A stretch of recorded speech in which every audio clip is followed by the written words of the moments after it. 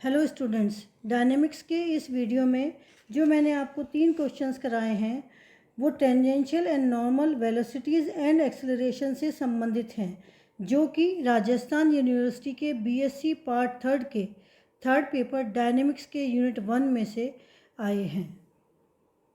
Good morning students, dynamics के इस video में आज हम कुछ क्वेश्चंस करेंगे जो कि tangential and normal velocities and acceleration पर आधारित हैं। क्वेश्चन नंबर 1 है, a particle is moving in a parabola p square equal to A R with uniform angular velocity about the focus, prove that its normal acceleration at any point is proportional to the radius of curvature of its path at that point. यहाँ पर हमको क्या दिया हुआ है कि एक जो कण है वो parabola p square equal to A R पर गमन करता है और इसका कोणीय वेग जो है हमारे पास में वो क्या है, कांस्टेंट है। तो D theta upon D T equal to हमको दिया हुआ है, कांस्टेंट है। तो हमें ये प्रूव करना है कि अभिलंबिक त्वरण हमारा वक्रता त्रिज्या के समानुपाती होता है। तो हम इसका सॉल्यूशन क्या करेंगे, जो हमको दिया हुआ है वो हम लिख लेते हैं। Given equation of parabola is equal to p square बराबर ए आर, और क्या दिया हुआ है, angular velocity. Angular velocity D theta upon D T equal to omega, ये हमने मान लिया जो कि कांस्टेंट दिया हुआ है हमको। अब हमें क्या प्रूव करना है, to prove normal acceleration is proportional to rho. तो ये चीज़ें हमको दी हुई हैं और ये हमको प्रूव करनी है। तो इसके लिए हम क्या करेंगे, पहले हम इक्वेशन ऑफ पैराबोला लिखेंगे। तो ये होती है p स्क्वायर बराबर ए आर, इसको हमने इक्वेशन नंबर 1 दे दिया। अब हम इसको डिफ्रेंशिएट करेंगे, differentiate with respect to R, we get, तो हमें क्या मिलता है, twice of D P into D P upon D R equal to A. That implies D P upon D R equal to A upon twice P. And curvature यानी कि रो, या हिंदी में हम कहते हैं वक्रता त्रिज्या, which is equal to r d r upon d p, which is equal to r into twice p upon ए।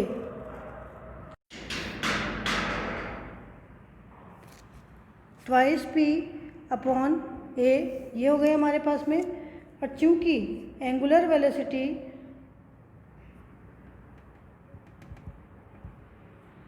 जो कि हम, ये हमारी जो समीकरण है ये 2 हो गई, तो ये होती है D theta upon D T, जो कि हमको कांस्टेंट दी हुई है, इसको हमने ओमेगा मान लिया से।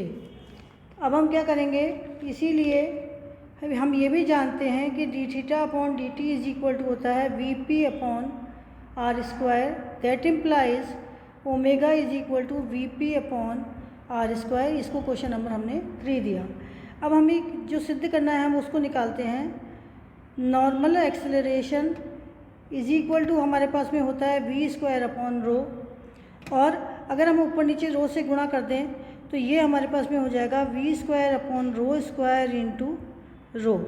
क्योंकि हमें रो के प्रोपोर्शनल में करना है तो हम यहाँ पर वी स्क्वायर और रो स्क्वायर का मान रख देंगे और प्रोपोर्शनल टू, तो ये वाली जो चीज़ है ये अगर कांस्टेंट आ जाती है तो हमारा आंसर आ जाएगा। तो which is equal to rho into omega square r square upon p square upon 4p square, ये हमारे पास में रो है, r square upon a square. और हमने इसको सिंप्लीफाई किया तो ये आएगा rho into r square omega square into a square, ये ऊपर चला जाएगा, नीचे आएगा 4p4 आर स्क्वायर से आर स्क्वायर कैंसिल हो जाएगा यहाँ से ये, और ये ऊपर चला जाएगा तो ये आ जाएगा। अब हम p की वैल्यू रख देते हैं, पी स्क्वायर बराबर ए आर, जो कि हमें पैराबोला की इक्वेशन दी हुई है। तो rho into r square omega square a square upon 4a square r square हमने वैल्यू रख दी, और which is equal to rho into omega 4 upon 4। हमारे पास में बचा, ये कैंसिल हो गया आर स्क्वायर, तो ये कैंसिल हो गया इससे और ये कैंसिल हो गया इससे। तो हमारे पास में बचा ओमेगा स्क्वायर अपॉन 4। ये हमारे पास में बचा omega square upon 4 which is equal to rho into constant. So proved normal acceleration is proportional to rho. तो ये हमने यहाँ पर इसको प्रूव कर दिया। तो इस तरह से हमको जो भी सवाल दिया है उसको पढ़ करके उसमें क्या गिवन है और क्या निकालना है वो सबसे पहले लिखेंगे और फिर हल करते चले जाएंगे, तो हमारा सवाल का आंसर आ जाएगा। अब क्वेश्चन नंबर सेकंड स्टार्ट करते हैं। Question number second is a particle is moving on the circle in such a way that its tangential acceleration is k times of its normal acceleration and radius of a circle is a. If at any point the velocity is u, then find out the time needed by the particle to reach again the same point. अब हमें क्या करना है कि हमको दिया हुआ है कि जो tangential acceleration is equal to k times of normal acceleration है। तो हमें ये दिया हुआ है कि ये जो टेंजेंशियल एक्सेलरेशन और k टाइम नॉर्मल एक्सेलरेशन को यूज़ करें तो हमारा पार्टिकल एक पूरा चक्कर लगाकर वापस यहाँ पर जो पहुँचता है उसकी कंडीशन हमको निकालनी है। Let the particle start at the point A with speed u। मान लेते हैं कि एक पार्टिकल हमारा इस a बिंदु से स्टार्ट होता है और t टाइम पर ये यहाँ पर u स्पीड से t टाइम पर, दोबारा से करते हैं। माना कि एक कण इस वृत्त के ए बिंदु से u चाल से रवाना होकर t समय के पश्चात यहाँ पर p पर पहुँचता है। तो इसका जो एंगल है AOP, ये जो एंगल है AOP, ये हमने इसको थीटा मान लिया है, और एंड जो इसकी चाप है AP इज इक्वल टू ये S है। जब ये चाप A is equal to S है, एंगल थीटा है, तो जो सर्किल का समीकरण होता है ये हमें पता होता है S is equal to a theta होता है सर्किल का समीकरण, और रो इक्वल टू क्या होता है यहाँ पर A होता है। तो ये चीज़ें हमको दी हुई है। अब हमें t समय निकालना है जितने पर कि ये वापस यहाँ पर पहुँचेगा। तो उसके लिए हम क्या करेंगे, स्टार्ट करेंगे v इक्वल टू हम यहाँ पर टेंजेंशियल एक्सेलरेशन लिख देंगे जो कि होती है v dv upon ds equal to k v square by rho. Normal acceleration होता है v स्क्वायर बाई रो। तो ये हम दोनों लिख देंगे जो डेफिनेशन मैंने आपको पिछले वीडियो में पढ़ाई थी कि टेंजेंशियल एक्सेलरेशन होता है v dv upon dx and normal acceleration होता है v स्क्वायर बाई रो। अब हम इस v dv अपॉन ds को थीटा के रूप में लिखें तो v dv upon d theta into d theta upon ds, ऊपर नीचे थीटा से गुणा कर दिया, और इज इक्वल टू क्या हो गया के वी स्क्वायर बाई रो। और क्योंकि हमारे पास में s बराबर a थीटा है, that implies ds upon d theta is equal to a है, ठीक है, एंड रो इक्वल टू भी a है। तो यहाँ हम वैल्यू रख देते हैं, that implies v dv upon d theta into d theta upon d s equal to k upon v square की जगह रो की जगह हम a लिख देते हैं। तो यहाँ पर ये आएगा v upon a dv upon d theta is equal to k v square upon a। ये हमने दोनों की वैल्यू रख दी, d s upon d theta and rho की। That implies dv upon v equal to k of d theta. Cross multiply कर लिया हमने, integrate both sides, integrate both sides, we get log of v equal to k theta plus c। अब हम इसकी limits निकालेंगे। Now when theta equal to 0, जब angle theta equal to 0 जब होता है तो velocity v equal to u, क्योंकि u वेग से चलना आरंभ करता है। That implies log of u equal to 0 plus c और c equal to log of u। ये हम यहाँ पर रख देते हैं इस इक्वेशन में, इस इक्वेशन नंबर ए में हम रख देते हैं। तो हमारे पास में आएगा log of v equal to k theta plus log u, that is v equal to e u e की पावर k ऑफ थीटा। ये लॉगरिथम से आप जानते हैं, इसको ऐसे कर लीजिए। ये हमारी इक्वेशन नंबर 1 हो गई। अब हम इक्वेशन नंबर 1 को दोबारा से स्टार्ट करते हैं। नाउ इक्वेशन नंबर 1 को हम निम्न प्रकार भी लिख सकते हैं।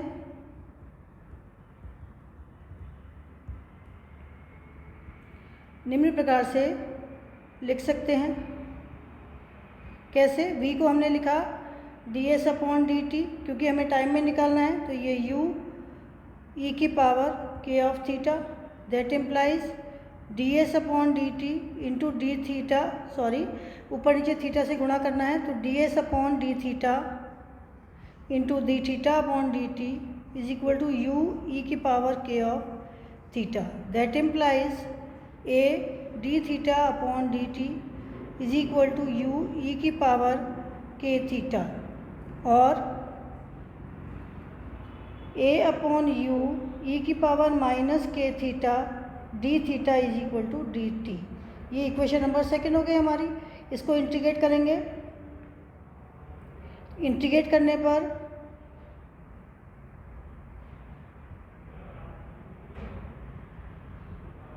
अब हम इसको इंटीग्रेट करेंगे, उसके पहले हम इसकी लिमिट्स देख लेते हैं कि माना कि पार्टिकल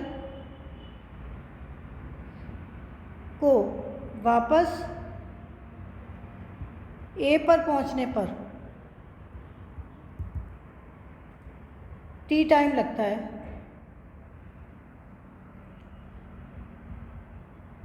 तो जब थीटा इक्वल टू 0 है तो t इक्वल टू 0 एंड जब थीटा इक्वल टू 2 पाई है तो t equal to capital T है। ये देखिए यहाँ पर जब ये यहाँ से स्टार्ट करता है तो थीटा 0 है, तो हमारे पास में t भी 0 है, क्योंकि स्टार्ट ही नहीं हुआ, समय लगा ही नहीं। और जब ये पूरा चक्कर लगा के आता है तो ये पूरा चक्कर 2 पाई होता है, तो इसलिए हमारे पास में थीटा इक्वल टू 2 पाई हो जाएगा। अब हम इस सेकंड का इंटीग्रेट करेंगे। तो ये हमने यहाँ पर ये जो इंटीग्रल किया है, यहाँ करते हैं हम इसको इंटीग्रल। तो इंटीग्रल करने पर integration of 0 to 2 pi a upon u e की power minus k theta d theta equal to integration of 0 to t dt और a अपॉन u e की power minus k theta upon minus of k 0 to 2 pi is equal to t 0 to t और t equal to, यहाँ से t की जगह t रख दिया और ये इक्वल टू क्या हुआ, माइनस a अपॉन यू के e की पावर माइनस ट्वाइस पाई के माइनस 1। और इसको और अधिक सिंप्लीफाई करें हम, माइनस हटा दें तो t equal to a upon k u 1 minus e की power minus twice pi k. ये हमारे पास में पूरा का पूरा इतना समय लगेगा जब वो पूरा वहाँ तक पहुँचेगा। तो ये हमारा आंसर हुआ कि हमें इतना, इस पार्टिकल को इतना समय लगेगा जब वो सर्किल का पूरा एक चक्कर लगाएगा। Now next question is, now question number 3 is a particle moves in a catenary s equal to c times i। The direction of its acceleration at any point makes equal angles with the tangential and the normal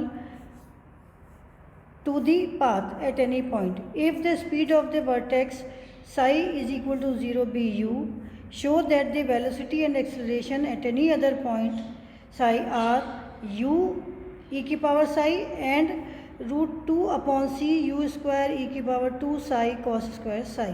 तो हमें क्या निकालना है कि यदि हमारे पास में एक catenary s equal to c tan psi है, इस पर इस प्रकार से गतिमान है कि उसके त्वरण की दिशा प्रत्येक बिंदु पर स्पर्श रेखा और अविलंबिक बिंदु की दिशा में बराबर कोण बनाती है. यदि शीर्ष psi इक्वल टू 0 है यदि शीर्ष psi इक्वल टू 0 पर वेग u बड़ा हो तो हमें ये बताना है कि उसका वेग बिंदु psi पर ये होगा और उस पर उसका जो त्वरण है वो ये होगा. अब हम क्या देखते हैं कि जो रिजल्टेंट एक्सेलरेशन इक्वल एंगल बनाता है, ठीक है. तो ये हमारे पास में एक डायग्राम देखिए, यहाँ पर ये हमारे पास में एक कर्व है, ये यहाँ से ये हमारे पास में एक कर्व है. इस कर्व में ये हमारी टेंजेंट है और ये इसकी नॉर्मल है. तो इनका रिजल्टेंट ये हो गया बीच का. तो यहाँ पर ये रिजल्टेंट के साथ में इक्वल एंगल बनाता है. तो कैटेनरी s इक्वल टू, तो हमारे पास में catenary s equal to c tan psi के लिए पाथ क्या है इसका, p equal to ds upon d psi which is equal to c of sec square psi. तो ds अपॉन डी psi यहाँ से निकाला हमने, इस इक्वेशन को डिफरेंशिएट कर दिया विथ रिस्पेक्ट टू psi, तो हमारे पास में ये आ गया. अब इसमें हम, क्योंकि त्वरण की दिशा पथ की स्पर्श रेखा व अभिलंब से बराबर कोण बनाती है, तो त्वरण के स्पर्श रेखीय और अभिलंबिक त्वरण बराबर हो गए, जो कि मैंने ये यहाँ पर लिखा है. तो हम यहाँ पर इसको यहाँ से स्टार्ट करते हैं. v dv upon ds equal to v square upon rho, या dv upon v equal to v d psi हो जाएगा यहाँ पर. क्यों? क्योंकि रो हमारे पास में रो इज इक्वल टू क्या होता है, D s upon D Sai. इसको हम यूज़ करेंगे तो ये हो गया हमारे पास में. अब इंटीग्रेट करने पर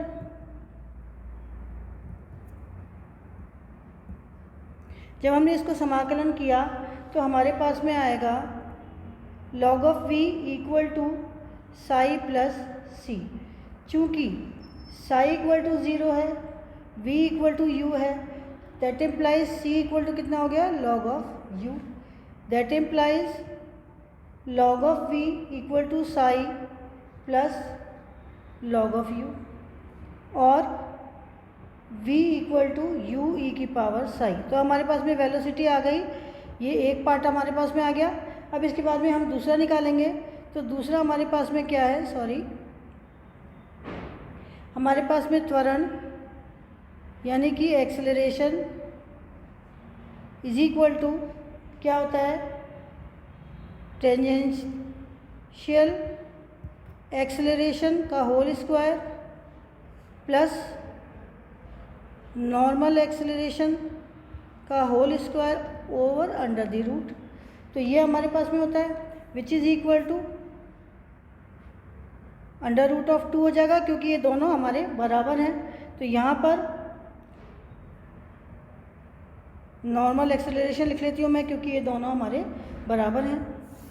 विच is equal to root of 2 into v square by rho, which is equal to root of 2. Rho की वैल्यू मैंने यहाँ से ये जो हमने निकाली थी यहाँ पर हम इसकी वैल्यू रख देते हैं. पहले v की रख देते हैं. v की होती है u e की पावर साई का होल स्क्वायर अपॉन रो है हमारे पास में c सेक स्क्वायर साई. ये मैंने आपके स्टार्टिंग में निकाली थी. यहाँ पर ये वैल्यू हम यहाँ पर ये rho equal to rho equal to this ये आया था हमारे पास में. तो हम यहाँ पर इसकी वैल्यू रख देते हैं. और एक्सेलरेशन इक्वल टू क्या हो गया, जब हम इसको सिंप्लीफाई करेंगे, √2 अपॉन सी u स्क्वायर e की पावर साई स्क्वायर ई की पावर साई स्क्वायर या ई की पावर एक मिनट, हमारे पास में e की पावर 2 साई आएगा। तो यहाँ पर e की पावर, इसको जब हम स्क्वायर करेंगे, इसको जब हम स्क्वायर करेंगे तो e की पावर हमारे पास में यहाँ पर आ जाएगा 2 psi into cos, sec square psi को ऊपर ले जाएंगे तो ये हो जाएगा कॉस स्क्वायर साई। तो ये हमारा आंसर आ गया। इस तरह से हम डायनेमिक्स के क्वेश्चंस को करते हैं। मैंने आपको पिछले वीडियो में भी बताया था और पिछले वीडियो का लिंक भी मैं इस वीडियो में दूंगी। मैंने क्या बताया था कि जो भी क्वेश्चन में पूछा जाता है उसे लिखिए और जो हमें दिया गया है वो लिखिए और उसको अरेंज करते हुए उससे हम आंसर निकालते हैं। Thank you.